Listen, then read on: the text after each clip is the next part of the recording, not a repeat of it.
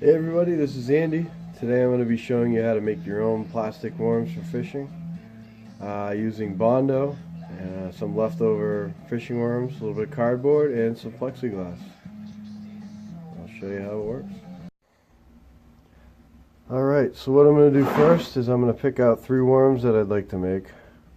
Use some cardboard. I decided to use cardboard with a glossy inside, so hopefully it won't stick as much. A piece of plexiglass.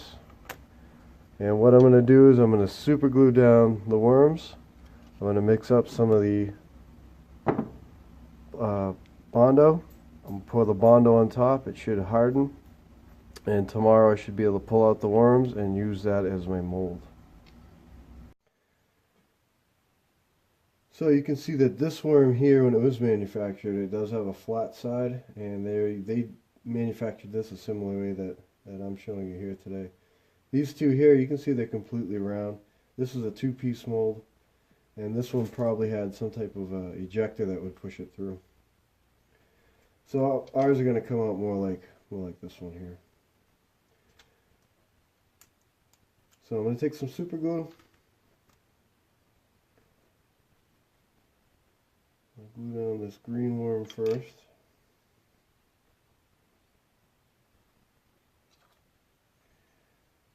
I definitely want to try to keep this tail nice and flat against the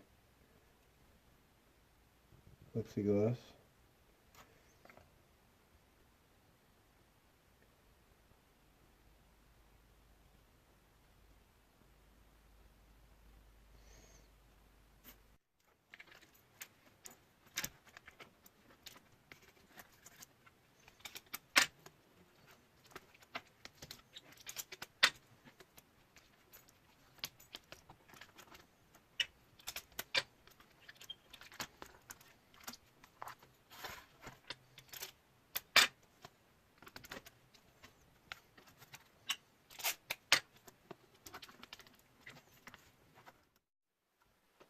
They're all a little bit different, so make sure you read the instructions.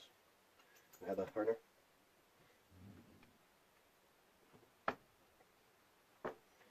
And you do have a limited amount of time with these. Probably should be wearing gloves. So once you've got your hardener worked in, you can start to pour this into the mold. It does seem like it's going to be too stiff to harden, but over time, it's going to sit for about 24 hours.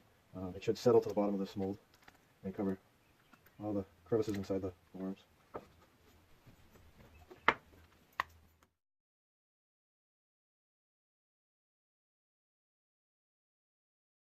Floss off! I think Betty's back there. Oh, I'm getting cramped. I get cramped. She's still going. She's still going. Oh, Dana's killing it.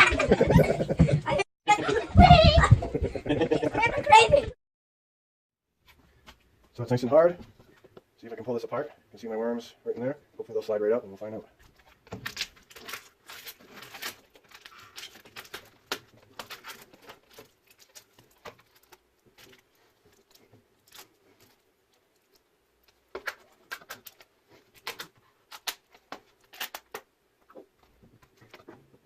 Alright, they're peeling right out of there.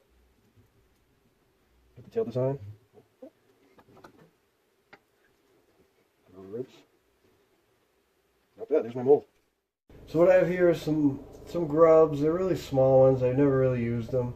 I have some of the leftover scrap from the mold that I'm going to throw in there as well. You can see there's a bunch of different colors. You can play around with that. But what you can really use is down the road is if you hold on to the worms that have been chewed up by the fish, you can use those to recycle them and make your own worms.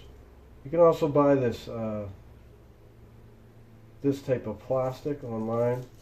I may try it, but I think it's kind of cool that I'm using, you know, stuff that's been sitting in my tackle box for a long time I haven't used. I'm also going to use some glitter. You're going to need some scissors. I have a just a regular skewer for barbecuing. The point's very helpful and it's nice and long to get inside the jar.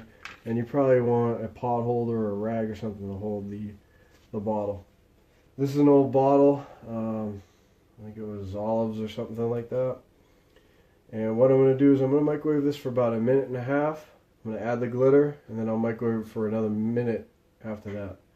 The disclosure is, every microwave is different, and the amount of worms you put in there also is going to vary. Alright. The other thing I failed to mention is you probably want to put a piece of wax paper or something on top so it doesn't... I haven't seen it explode yet, but I'm sure you don't want this on the top of your microwave. So it's been 1.5 minutes. You can see it's still kind of somewhat in parts, but some of it is liquidy. I'm just going to mix it a little bit, and I'm going to add a little bit of my gold glitter here. Looks good. A little mix. Alright, so another minute. It's nice and liquidy now, and you got to work pretty fast. This stuff does harden pretty quickly. So try to follow the mold. Anything that drips outside of the mold, you're going to have to cut off later with scissors.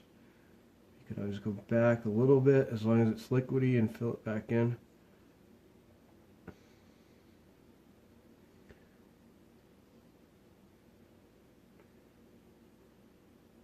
Hopefully you got enough to fill this last worm up.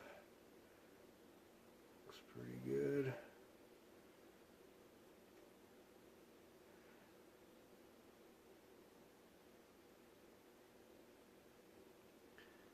Alright, now you wait. Doesn't take too long to harden. Anywhere from 2 to 5 minutes. You start to kind of pull it up.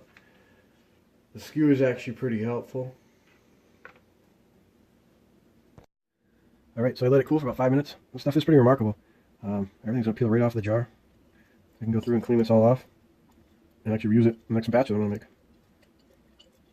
I'll go through and clean it up later. Alright, so to remove these, again, the skewer is a pretty good tool for this. I'm going to try to peel underneath it. Go nice and slow. If you do have it attached to the other worm, try to cut it and break it.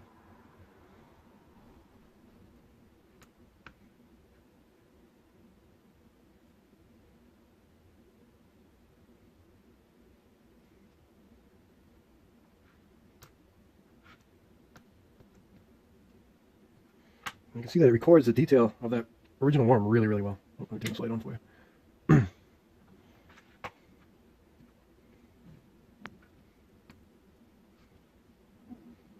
Be careful with the tails, it's really thin rubber. You can rip it. Got really good recording of that one.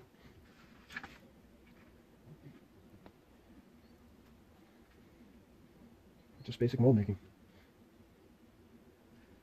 Once you're done, you may want to trim these up a little bit. Personally, I'm not sure if the bass really care if there's a little flange filling over here, but it might react a little bit differently on the water. So I have these little detailed scissors that I found on part of the finger. It's pretty pliable. But you can trim them up, make them look however you want. But you have a very good source to creating a custom worm, like I said, with the glitter, with the colors, maybe with the shapes. I'm considering maybe making my mold with a shape that I want, that maybe no one's ever dreamed of before. I'm also thinking about possibly using some crawfish or maybe an actual fish and putting it in there, making a mold of that. But there's a lot of possibilities to this. I think it was kind of a fun little thing to do. And I like having these worms that are kind of custom made, and I can't wait to catch my own fish off a worm that I poured. Alright, finished product. I'm proud of this, and I can't wait to catch some fish with these. Fun hobby. I had a good time making the mold, pouring the worms, trimming them up, and seeing how the detail came out. You can save yourself some money. It's a little bit of work, but I've seen some of the custom worms that have hooks embedded into them for over $2 a piece. And bags of worms go anywhere from $4 to $8 a piece. So you could save yourself some money, but I think it's more importantly a cool way of customizing what you're going out onto the lake, stream, or pond with and catching your own fish. So hopefully you enjoyed the video, hopefully you learned something, and like my site, like this video, look for others to come.